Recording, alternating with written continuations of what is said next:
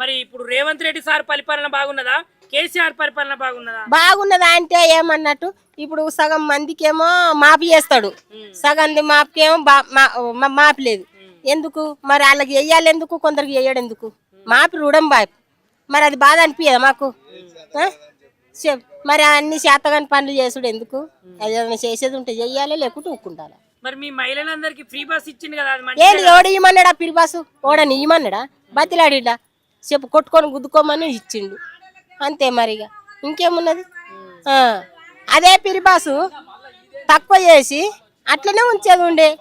నువ్వు టిక్కెట్లు తీసుకొని జనాభా కూడా లాస్ కాకుండా నువ్వు అట్లనే ఉంచేది ఉండే.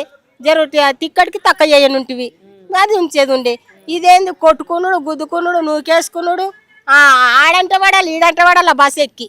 అంటే ఇప్పుడు ఈ ఫ్రీ బస్సులన్న బస్సు మరి కరెక్ట్ జాగాలు ఆపుతాందా?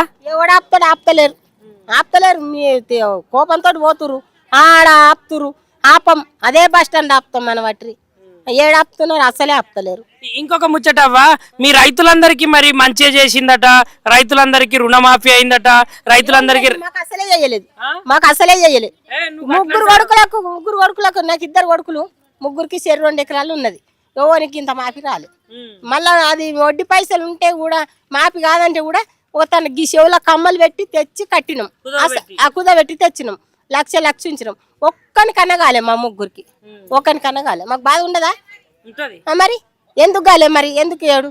మరి ఎందుకు చెప్తారు ఇట్లా? రుణమాఫీ చేసినాం అవన్నీ ఉత్తమాటలు సారు, ఉత్తమాటలే అవి.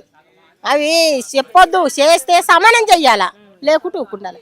కేసీఆర్ ఉన్నప్పుడు 1 రూపాయి మంచి కేసిండు, మంచికి మాపైంది. అది చేసిండు, అన్ని చేసిండు.